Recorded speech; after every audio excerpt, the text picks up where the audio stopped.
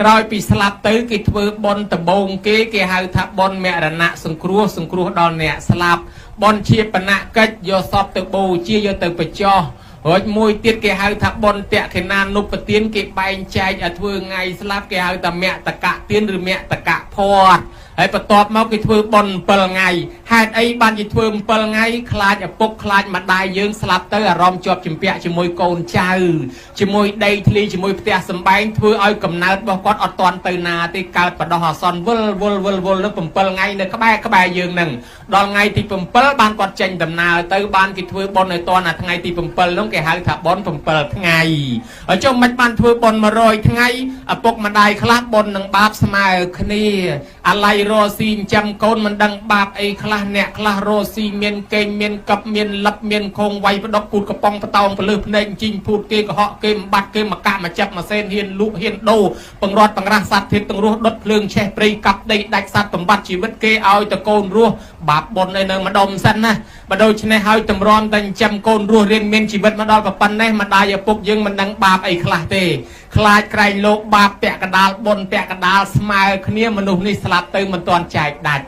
ឥឡូវបើថាបុណ្យខ្លាំងទៅកើតឋានសួគ៌មនុស្សទេវតាបើថាបាបទៅកំណើតអន់ហើយចុះបើសិនជាបុណ្យឲ្យបាបស្មើគ្នាមិនទាន់ចែកដាច់នៅម្ដុំសិនចូលសំណាក់យមរាជជំរះសិន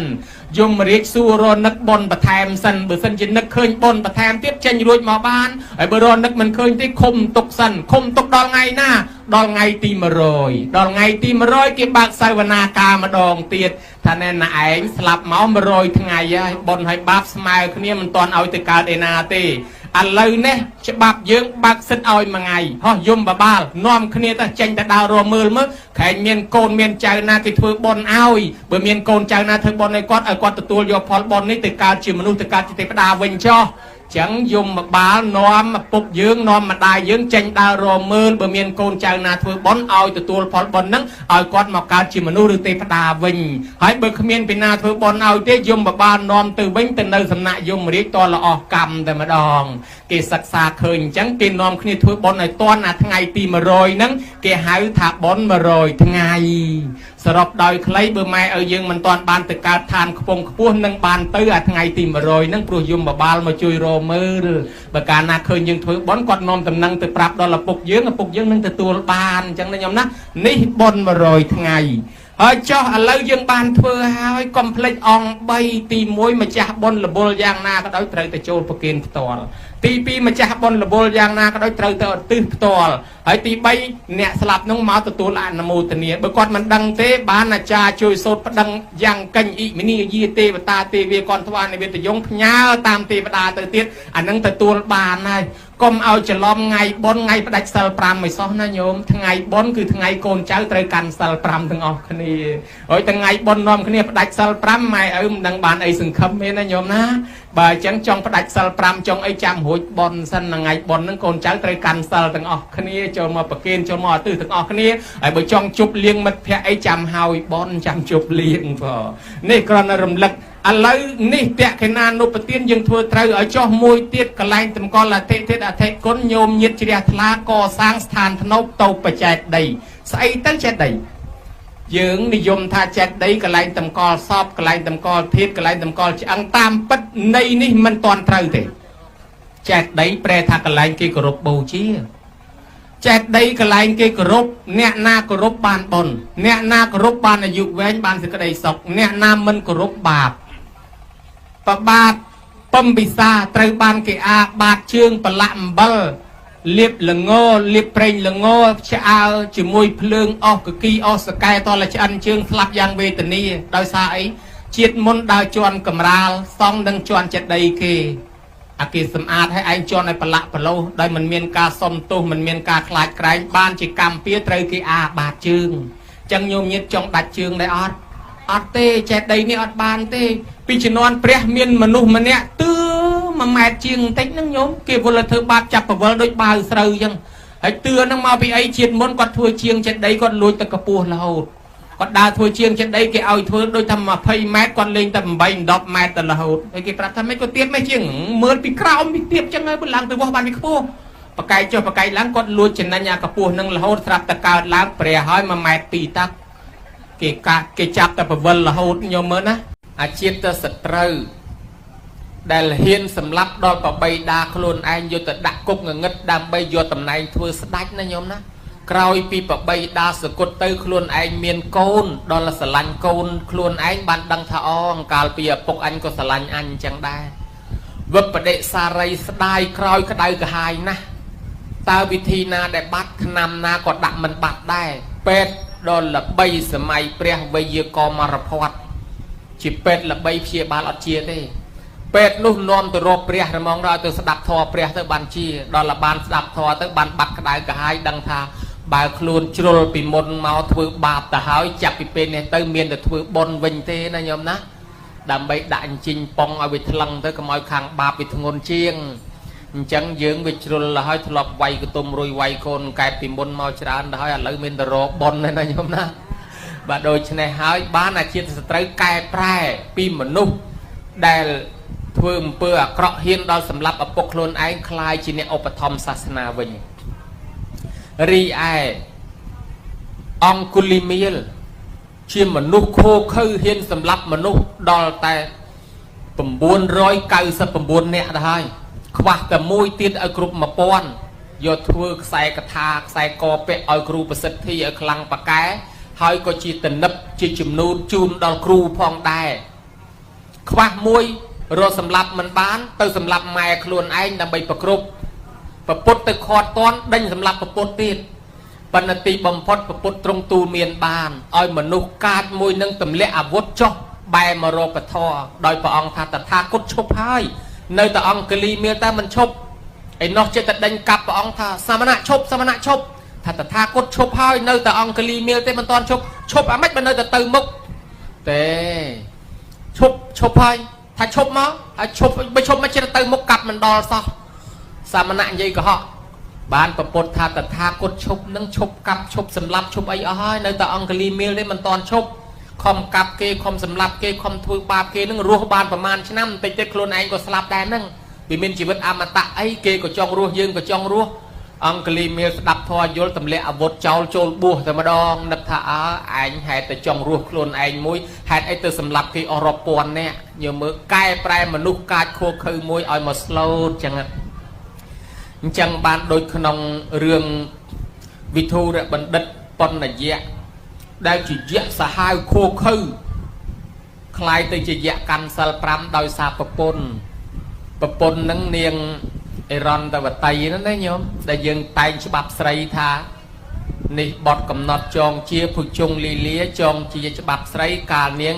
អេរន្តវតីចរចាតាមប្តីគឺបណ្ណយៈសាឯនាងវិមលាជាមេត្តាហ្នឹងក៏ផ្ដែផ្ដាំកូនថាកូនត្រូវធ្វើអញ្ចេះមួយបតុនចិត្តប្តីនឹងទៅទីបំផុតប្តីនឹងទុនតាមប្រពន្ធមែន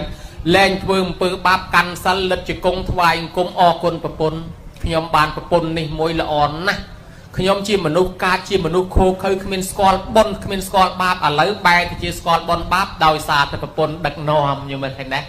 អូទាញមនុស្សបានច្រើនវិសាខាឯនោះសែបគប់ជាមួយជីតានាំមកវត្តមកបុណ្យមកទានជីតាប្រាប់ថាចៅឯងឃើញសាមណៈធំជាងគេចូលទៅគោរពទៅរាប់អានជាមួយចៅឯងនឹងคล้ายទៅជាមហាសេដ្ឋីអ្នកល្បីជាងគេវិសាខាធ្វើតាមជីតាទៅសែបគប់ជាមួយព្រះคล้ายទៅជាពុទ្ធឧបថៈរួចជាមហាសេដ្ឋីបញ្ចពិតកល្យាណីអាយុ120ហើយស្អាតស្មើនឹងចៅកមុំណាខ្ញុំណាបើដូច្នេះនាងខ្លាចជាអ្នកល្បីមួយដែរដោយសែបគប់ត្រូវជាមួយនឹងជីតាប៉ុន្តែនាងមានមិត្តភ័ក្តិមួយក្រុមគេអត់ដែលធ្វើបុណ្យធ្វើទានទេគេលេងតែដបសៀតចកេះតែហ្មងវិសាខានឹកថាអញបានមកសែបគប់ត្រូវនៅមិត្តភ័ក្តិមួយក្រុមនោះអត់ព្រមមកវត្តមកវាមករកសិលទានក៏ទៅបបួលមិត្តភ័ក្តិឲ្យមកស្ដាប់ធម៌មិត្តភ័ក្តិមកលេងដាក់ដបម្នាក់មួយមកអង្គុយវាយវងពីមុខលោកទេខ្លែមតែហ្មងទេអីទេទៅលោកទៅពួកយើងខ្លែមប្រជាជនមួយងាកទៅត្បូងមួយងាកទៅជើងគេខាត់ចាញ់អស់ខ្លះគេខ្ទប់ច្រមុះខ្លះគេខ្ទប់មាត់ដល់អញ្ចឹងវាអន់ខ្លួនអញមើលទៅដូចគេខ្ពើមអញគេមិនអង្គុយក្បែរគេមិនចង់មើលអញគេយកដៃខ្ទប់មុខខ្ទប់ច្រមុះអញ្ចឹងអញអន់មកដូចជាអន់ចូលក្នុងរូងបនគេដូចជាអន់ម្លេះអន់ដោយសារអីមកពីអញយកដបស្អីគេនឹងមកបានអន់អញ្ចឹងលបយកដបកវត្តចោលអស់មកអង្គុយធ្វើរឹកធ្វើពៀដូចគេដូចឯងបានមានតម្លៃមកវិញណាញោមណា អប់រំមនុស្សនឹងឲ្យចេះធ្វើបន់មកវិញបានហើយអនាថបណ្ឌកសេដ្ឋីឃើញកូនទៅដើរសែបគប់បងធំបងតូចខូចខលនឹកឃើញថាអូខូចពូចចង់អប់រំកូនជួលកូនឲ្យមកស្ដាប់ធម៌ទៅមកជួលឲ្យមកស្ដាប់ធម៌អាកូនក៏មកស្ដាប់ធម៌យកប្រាក់ឈ្នួលរាល់ថ្ងៃគ្មានបានចេះអីមួយម៉ាត់ទេមកស្ដាប់យកទៅលុយល្ងាចឡើងហៅទៅសួរគ្មានចេះទេហើយកូនឯងទៅស្ដាប់នឹងបានន័យថាម៉េចបានន័យថាយកលុយល្ងាចមកបើកលុយថ្លៃស្ដាប់ធម៌ឪថាឥឡូវឪថែមឲ្យកូនឯងស្ដាប់ឲ្យចាំបានមកគាថាឪថែមលុយឲ្យឧបមាថារាល់ថ្ងៃបាន100ថ្ងៃហ្នឹងឲ្យ1000មែនទេមែនណាមកស្ដាប់យកមែនតែនស្ដាប់ទៅអូឮលោកទេសថាអញ្ចឹងចាំបានមកគាថាល្ងាចដឹងថាបាន1000ណាទៅដល់ទាលុយឪមក1000មកឪថាអត់ទេកូនឯងសូត្រឲ្យស្ដាប់សិនមកហើយសូត្រចាំស្ដាប់ចាំមើលសូត្រទេណែយីលោកថាដូចស្រួលមែនអញថាមិនចេញសោះអូបើអញ្ចឹងគ្មានបានទេអត់បាន1000ហ្នឹងទេទៅស្ដាប់ម្ដងទៀតសយតែហ្មងឯនេះស្ដាប់អត់បានកាលដំបងថាចាំឥឡូវអត់ចាំ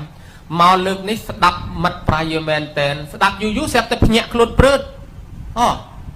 អញអត់មានខ្វះអីសោះនេះមាសមានពេជ្រមានដីមានផ្ទះមានទ្រព្យសម្បត្តិមានអត់ខ្វះអ្នកបង្រើឆ្វេងស្ដាំក៏មិនខ្វះអញខ្វះស្អីទៅអញខ្វះគុណធម៌អន្តើអូឪពុកចង់ឲ្យអញមានគុណធម៌មួយទៀតបើអញមានគុណធម៌ខ្លាយជាមនុស្សល្អមនុស្សត្រឹមត្រូវទើបអញទៅធ្វើសេដ្ឋីគ្រប់គ្រងទ្រព្យសម្បត្តិបានទើបអញធ្វើជាអ្នកដឹកនាំស្រុកទេសអាចកាន់ការកិច្ចការងារសពយ៉ាងបានហើយបើអញអត់មានគុណធម៌ទេទ្រព្យសម្បត្តិប្រមាណក៏ទៅបង្ហាន់ដែរណាញោមណាទៅដឹកនាំប្រទេសជាតិនាំឲ្យខូចទេអូឪពុកឃើញអញខ្វះគុណធម៌អន្តើបានឲ្យអញមកស្ដាប់ធម៌អញ្ចឹងយល់កែប្រែពីមនុស្សអាក្រក់មកល្អណែហេតុផលប៉ុណ្ណេះដែលអាត្មាចង់បង្ហាញថាពធនឹងមានប្រយោជន៍អញ្ចឹងបានជាលោកអាចារ្យថាណែសម្លអំបិលវាជាមេរបស់សម្លស្ករវាជាមេរបស់បង្អែមណាញោមណា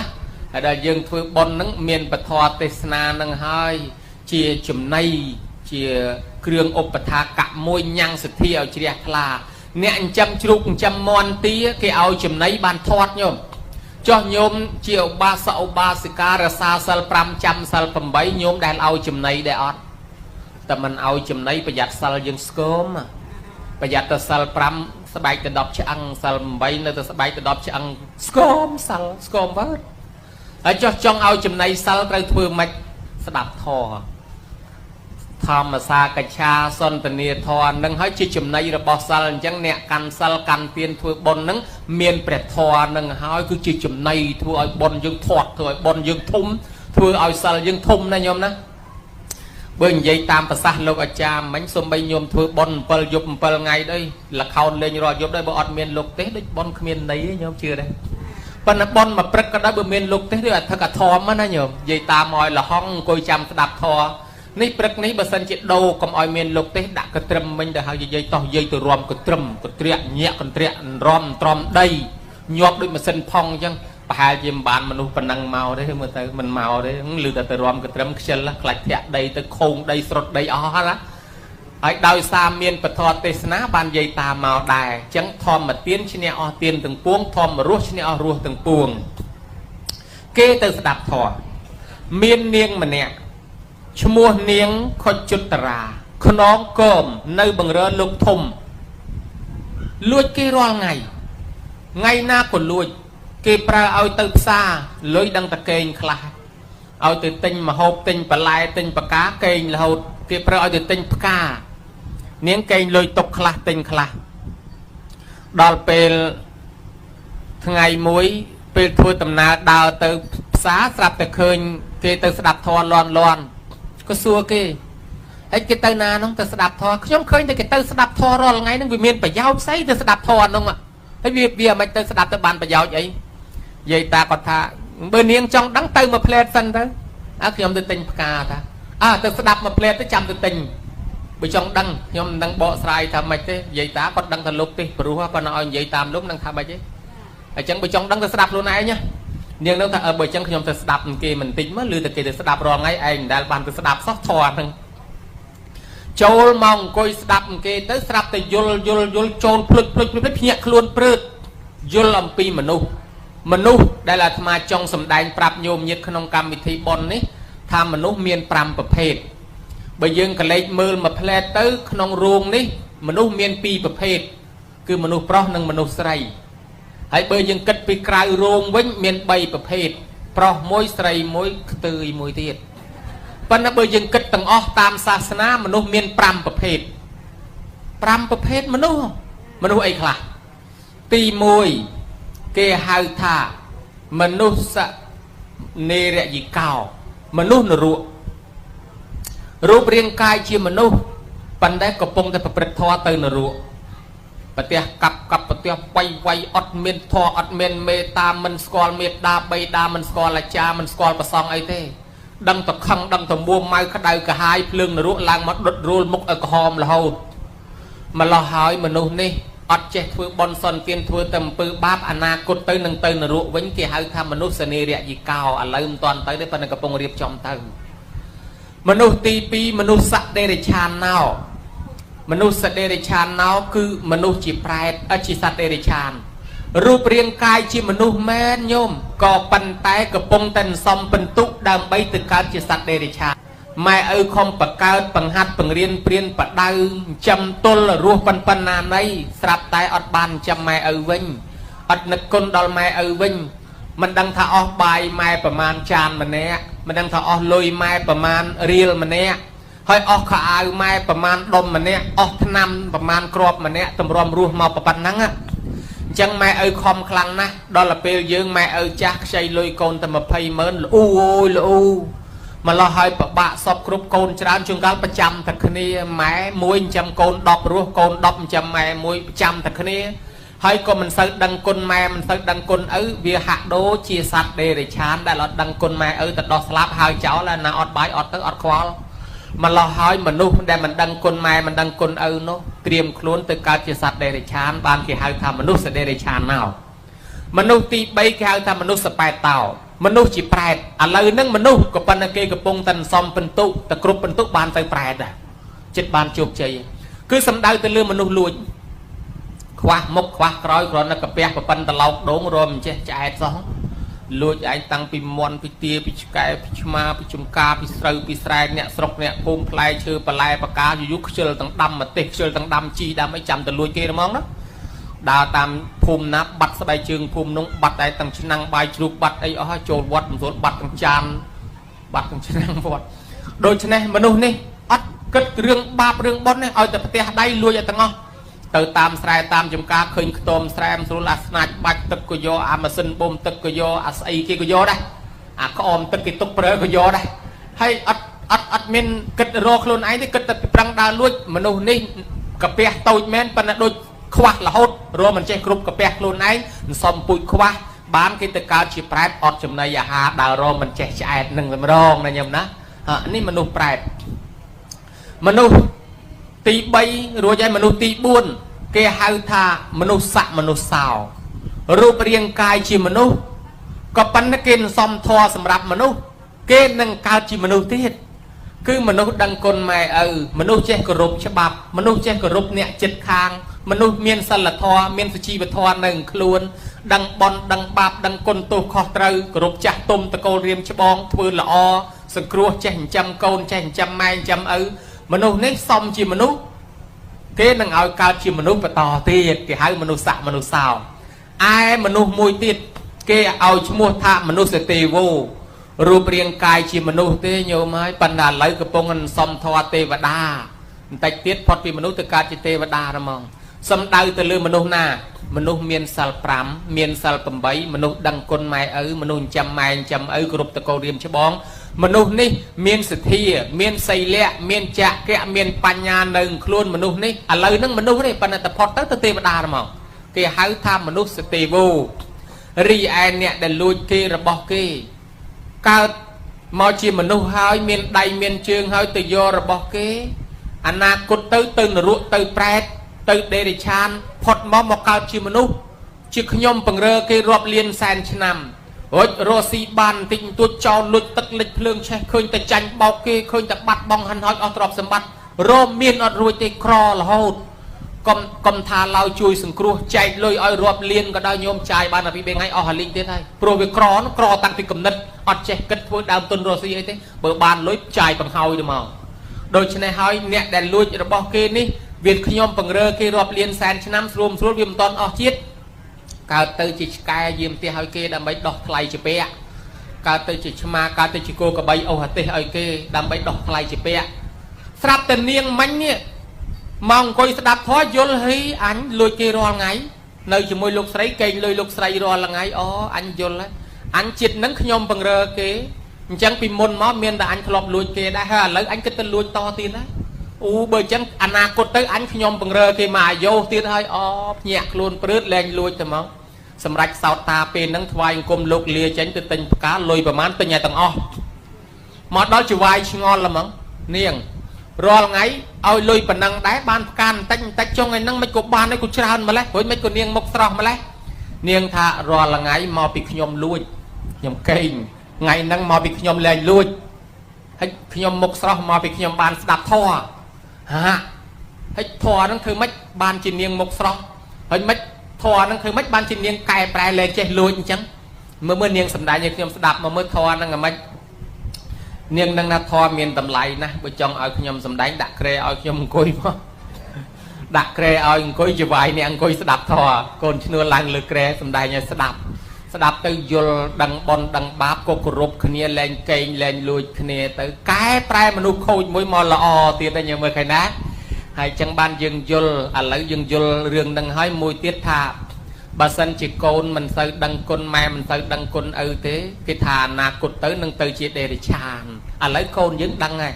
ដឹងគុណម៉ែដឹងគុណឪធ្វើបុណ្យទូនីតិរបស់ខ្លួនដែលប្រពុតទ្រង់សម្ដែងទាំង5យ៉ាងទូនីតិរបស់កូនល្អហ្នឹងមកពីប្រពបរោះម្នាក់ដែលមិនដឹងទិសមិនដឹងតំបន់ញោមញាតិដែលលើគេជេរអាមិនដឹងទិសហ្នឹងណាអាមិនដឹងទិសអាមិនដឹងតំបន់អ្នកក្មេងពីដើមបើគេជេរអញ្ចឹងដឹងប៉ុន្តែក្មេងឥឡូវនេះពិបាកណាស់ព្រោះក្មេងពីដើមខុសពីក្មេងឥឡូវក្មេងពីដើមចាស់អស់ហើយក្មេងឥឡូវនៅចាស់ពីដើមក៏ខុសពីចាស់ឥឡូវដែរចាស់ពីដើមស្លាប់អស់ហើយចាស់ឥឡូវមិនទាន់ស្លាប់ទេចាស់ពីដើមគាត់ជេរក្មេងថាអាមិនដឹងទិសអាមិនដឹងតំបន់អូមកប៉ុណ្ណេះក្មេងយកទៅស្ដាប់ឈឺក្បាលប៉ុន្តែក្មេងឥឡូវនេះបើយើងជេរអាមិនដឹងទិសមិនដឹងតំបន់វាសោយទៀតហាខ្ញុំបើក Google ដឹងទិសអាដែលហើយគេចេះបើក Google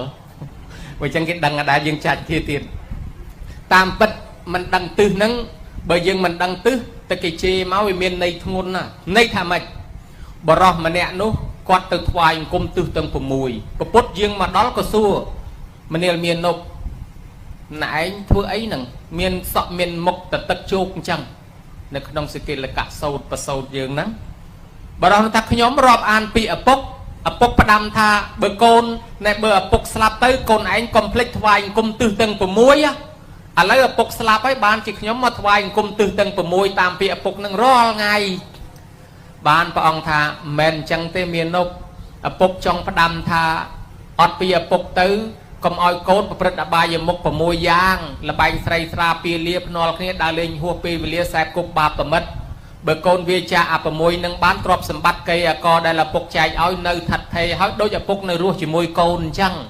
ប៉ុន្តែបើកូនទៅប្រព្រឹត្តលបែងទាំង6យ៉ាងនេះហើយហាន់ហោចអស់ដូចឪពុកទៅឆ្ងាយហើយមានទោសច្រើនយ៉ាងឧទាហរណ៍ដូចជាដើរលេងហួសពេលវេលាទៅជន់ដានជើងចោលទៅបង្កទំនាស់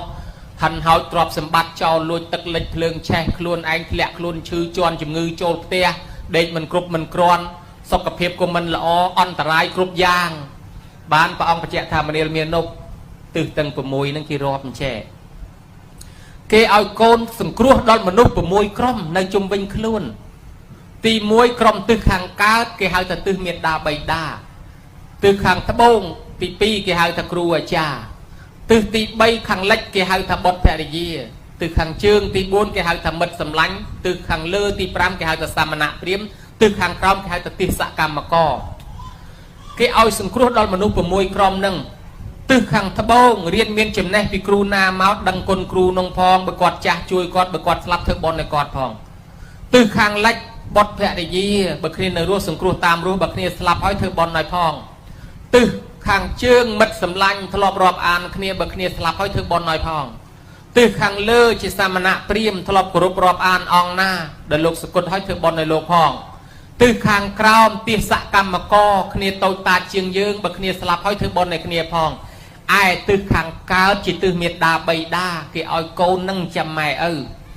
thật tao nê sang paresa bị bị muốn quạt lòng chăm dương ở lấy quạt cha dương chăm bình cách chăng nê sang paresa bị bữa mai miền cách rồi vốn sầm rạ càng nghe dương mà chui quạt sân màu còn là vang sang tập paresa bị pui bô quạt lọp group bắt để bắt ở mách thay sa pui quạt cái máu thì lẹ cho tia gia chăng bắt để bắt chia bị bắt để bắt thay sa trộm mà đọt để quạt chạy oi cầm che tay cầm plan ở cái tí ấy ní bà quạt nở rùa miền này thà chun bài tắc nôm chấm này tray sạch sập sao áo sắp bay bạch chạy lôi cả bạ cá đòn quạt tư họ cho bờ mai slap bắt bong đôi pin ninh trắng bán và ông tha bờ mai slap bắt bong từ hói miền môi tiết tẹt khả năng anh nộp tẹt xa mi oi con cháu thưa tẹt khả năng nộp tiên nội từ từ ao nia ban cái ao thoại cùng từ hàng cá miền này thà bờ mai nở ruộng chăm quạt bờ quạt slap tới thưa bọn này quạt anh ọt đắng không từ từ thoại cùng men tên không mau chậm bốc ọt bài là hột tới cồn được thoại cũng khuyên ban thưa bọn nói phóng bán tập bút tại bồng lư vô thà thoại cùng từ nắng từ hàng cao nắng cứ chăm mày bữa mày slap thưa bọn ao vậy che ta anh ọt đắng không mà từ thoại cùng men tên chẳng nè đây mình đăng từ tầng của môi nó ngay cái chê thà mình đăng từ nó này nhau đó hay bây cái chê thà mình đăng từ nước mình thay dương mình che đăng côn cùm che đăng côn mai che đăng ấy từng ngó nắng đôi thà ọt đăng ấy đúng không đời chính này là dương đăng bởi cái chê thà mình đăng từ dương đăng bán chỉ dương thừa bón tẹt thì nan nộp tiến chun tờ năng tuôn này ti rồi bỏ côn đai bộ bút trung sầm đai tục nơi không sự kiện lấy cả sâu thả thẻ tàu này sang paresa mi mai rùa nơi bị đám cọt lọp châm côn là lấy đo bêu cọt trà hỏi côn trừng châm cọt vinh cách chẳng nê sang paresa mi bà cọt miền cách rồi vô ấy côn mà chui càng nghiền nô còn là vang sang tập paresa mi côn cháu protect bắt xong cua chỉ nẹ từ tuôn có căn tam tùm niêm rồi bỏ quạt lọp miền chùm nưa giang na côn trời thưa tam thay ra xa bụi bông vông tờ côn tia gia chang bà đệ bà chia mi kê co để mẹ chạy thay ra xa bàn cung vông công chạy tờ lục ti tục ở nụ xa vừa đi quạt thong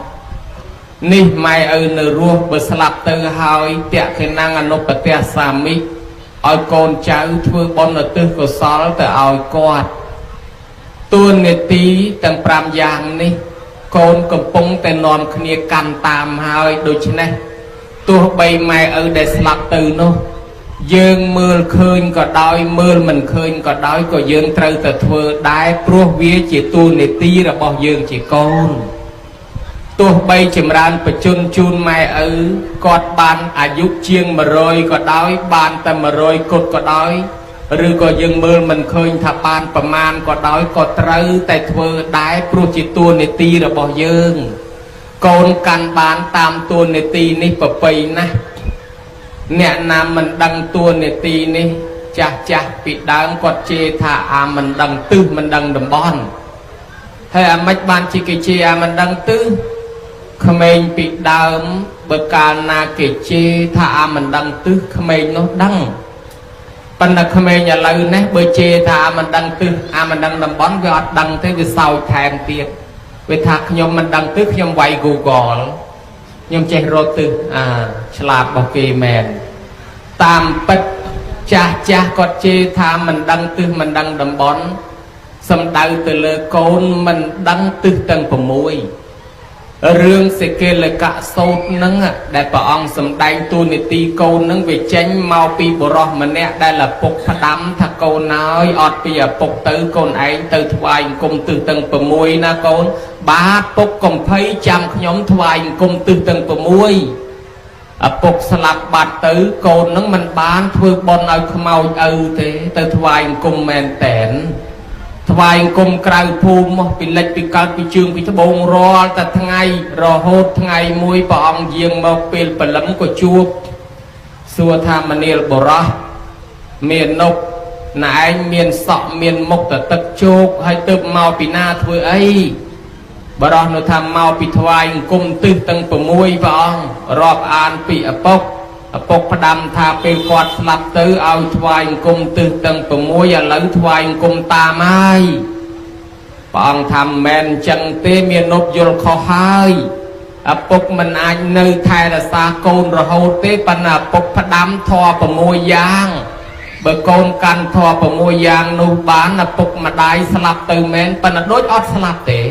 ដូចនៅជាមួយកូនជានិច្ចគឺកុំឲ្យកូននឹងទៅប្រព្រឹត្តអបាយមុខទាំង6មានលបែងស្រីស្រាពាលាភ្នាល់គ្នាដើរលេងហួសពេលវេលាខ្សែគប់បាបប្រមិតជាដើមបើកូនកាន់បានទ្រព្យសម្បត្តិគេអកននៅទាំងអស់រស់នៅសុខសប្បាយដូចម៉ែឪនៅជាមួយអញ្ចឹងប៉ុន្តែបើកូនទៅប្រព្រឹត្តអបាយមុខទាំង6នេះហើយម៉ែឪស្លាប់ទៅកូនហិនហោចចឹងម៉ែឪទៅឆ្ងាយគ្មាននរណាថែកូនទេកូននឹងហិនហោចលំបាកណាស់ព្រះអង្គសម្ដែងទោសនៃការប្រព្រឹត្តខុសទាំង6នោះឲ្យស្ដាប់ដូចជាដើរលេងហួសពេលវេលាទៅបង្កទំនាស់ក៏មានគ្រោះថ្នាក់ចរាចរណ៍ក៏មានចោលលួចទ្រព្យសម្បត្តិឯផ្ទះនេះក៏មានដេកមិនគ្រប់ធ្លាក់ខ្លួនឈឺក៏មានទៅជន់ដានជើងចោលក៏មានហើយដូច្នេះហើយទៅខ្សែគប់ខុសជាមួយមិត្តភ័ក្តិអីក៏មានទៅជន់មេរោគនាំជំងឺចូលផ្ទះក៏មានអញ្ចឹងទោសកំហុសច្រើនណាស់អ្នកដើរលេងយប់ហើយអ្នកប្រព្រឹត្តខ្ជិលច្អូសជាដើមទៅអត់បានចេញញើសអត់បានសម្អាតផ្ទះសម្បែងដីជុំវិញទុកឲ្យដោះព្រៃដោះស្មៅឬក៏វាលច្រាញ់ទៅសក្រីទៅជីទៅម្ទេសមិនចេះដាំចាំតែទិញគេស្រាប់ណាអស់លុយណាដាក់ជាតិគីមីពុលណាសម្រាមពេញជុំវិញផ្ទះខ្លួនឯងក៏មិនបានបញ្ចេញញើសកើតជំងឺឈឺអស់លុយបន្ថែមទៀតហើយបើធ្វើខ្លួនឯងបានបញ្ចេញជាតិពុលសុខភាពល្អមិនជំងឺដំណាំដាំដុះគ្មានគីមីហូបទៅមានកម្លាំងមិនខ្ចីអស់លុយមិនសមទុកអ្នកខ្លះថាកុំទៅគិតអី1100ទិញទៅគេក៏បានប៉ុន្តែ1000រាល់ថ្ងៃគុណទៅរាប់លានឯណោះបានលោកសំដែងលំអិតអស់ពីរឿងខ្ជិលច្អូសខ្សែគប់បាបប្រមិតអីទៅនាំមានទោសហើយចុងក្រោយព្រះអង្គបញ្ជាក់ប្រាប់ថាមនាលមាននប់ទិសទាំង6គេរាប់អញ្ចេះទិសខាងកើតតំណាងឲ្យទិសមេត្តាបិតាទិសខាងត្បូងគឺតំណាងឲ្យគ្រូអាចារ្យទិសខាងលិចជាបុត្រភរិយាទិសខាងជើងជាមិត្តសម្លាញ់ទិសខាងលើជាសាមណៈព្រាហ្មណ៍ទិសខាងក្រោមជាទេសកម្មករថ្វាយអង្គមទិសទាំង6មានន័យថាអនុគ្រោះមនុស្ស6ក្រុមនៅជុំវិញយើងនេះអញ្ចឹងបើកូនណាមិនដឹងមនុស្ស6ក្រុមហ្នឹងហើយដែលគេជាអាមិនដឹងទិសហើយញោមណាមិនវិញទិសទេមកពីយើងមិនដឹងញាត6ក្រុមហ្នឹងបានគេជាអាមិនដឹងទិសបានព្រះអង្គថាថ្វាយអង្គមទិសខាងកើតមានន័យថាទិសម៉ែឪគឺបើម៉ែឪនៅរស់ចិញ្ចឹមគាត់ទៅហើយបើគាត់ស្លាប់ទៅធ្វើបុណ្យឲ្យគាត់ឯថ្វាយអង្គមទិសខាងត្បូងកុំភ្លេចគុណគ្រូបើជួបគាត់ធ្វើបុណ្យជូនគាត់នៅរស់ជួយតាមរស់បើគាត់ស្លាប់ធ្វើបុណ្យឲ្យគាត់ផងទិសខាងលិចបុត្រភរិយាបើគ្នានៅរស់សង្គ្រោះតាមរស់បើស្លាប់ហើយធ្វើបុណ្យឲ្យផងទិសខាងជើងជាមិត្តសម្លាញ់បើគ្នានៅរស់សង្គ្រោះតាមបែបរស់បើគ្នាស្លាប់ហើយទៅធ្វើបុណ្យឧទ្ទិសឲ្យគ្នាផងទិសខាងលើសាមណៈព្រាហ្មណ៍ធ្លាប់គោរពអង្គណាសាមណៈសាមណេរភិក្ខុអង្គណាបើលោកសគត់ហើយធ្វើបុណ្យឲ្យលោកផងទិសខាងក្រោមទេសកម្មករកូនចៅខ្ញុំបង្រើយើងបើគ្នានៅរស់សង្គ្រោះតាមរស់បើគ្នាស្លាប់ហើយធ្វើបុណ្យឲ្យផងនេះសង្គ្រោះដល់មនុស្ស6ក្រុមមែនទេសោះឯងអត់ដឹងខំមកទៅថ្វាយអង្គមទិសមែនតែនត្រង់ខ្មោចឪពុកអត់ដឹងសោះ